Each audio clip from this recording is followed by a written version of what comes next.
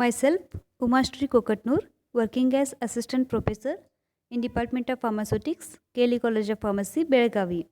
Today I am going to discuss about the controlled and sustained drug delivery systems. Introduction.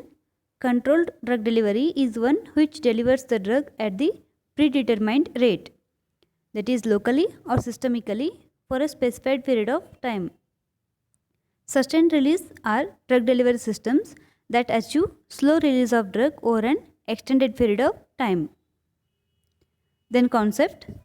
Sustained release dosage forms are designed to release the drug to maintain a constant drug concentration for a specified period of time with minimum side effects.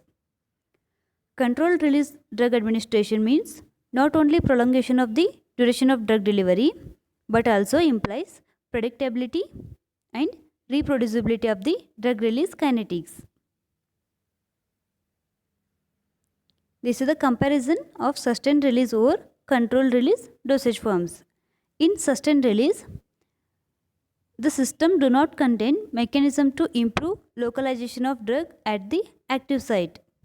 But in controlled release dosage form, they may also incorporate some methods to promote the localization of drug at the active site. For example, site-specific or targeted drug delivery systems. Then again coming to sustained release dosage form, these are generally do not attain zero order release kinetics, but in controlled release dosage form, they maintain constant drug level in the blood target tissue, usually by releasing the drug in zero order pattern.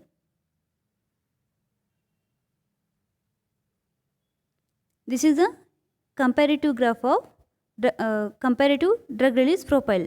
Here graph is plotted time versus plasma drug concentration. Here these two line indicates that is minimum effective concentration, and below that comes is subtherapeutic level and maximum safe concentration. Then above that comes is toxic level.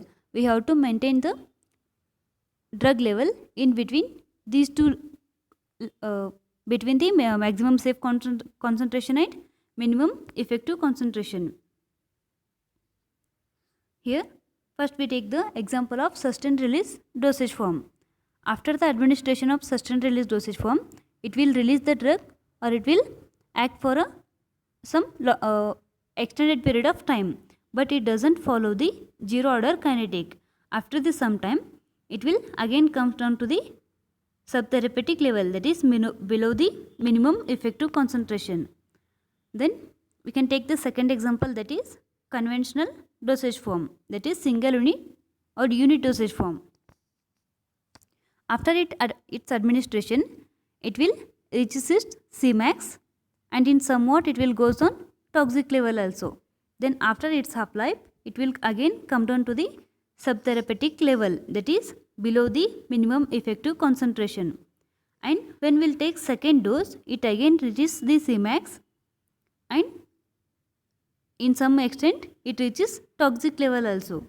And after its half-life, it will again come down to the subtherapeutic level, like it goes on fluctuating. Then we will take the third example, that is controlled release dosage form. After the administration of controlled release dosage form, it will attain its therapeutic level and it will maintain the dose in between the maximum safe concentration and minimum effective concentration, and it is release the drug in the predetermined rate. Also it follows the zero order kinetic. And these are the some advantages of the sustained release and controlled release drug delivery systems. First one, it improves absorption, utilization, and thereby enhances the bioavailability. And also it decreases the side effects and reduces GI irritation. Then reduction in dosing frequency. As the dosing frequency will reduces, it will improve the better patient compliance. Then reduced fluctuation in the circulating drug level, because it releases the drug in the zero order kinetic, it will reduce the fluctuation in the circulating drug level. And also bioavailability of certain drugs can be increased. And it will eliminate over and underdosing because it will release the drug in the predetermined rate. And coming to the disadvantages, possibility of dose dumping due to food, physiological or formulation variables, or chewing or grinding of oral formulation by the patient, and thus increased risk of toxicity. Here they will make some polymer coatings upon the, that we can take an example like a tablet. They will make a polymer coats on the tablet. That polymer coat will control the release of the drug from the formulation to the surrounding medium. If unknowingly patient will chew the tablet before consumption, it will lead to the some toxic effects. Then retrieval of drug is difficult in case of toxicity, poisoning or hypersensitivity reactions. Second one, reduced potential for dosage adjustment of drugs normally administered in varying strengths. Then comes is stability problems, and also need for additional patient education and counseling.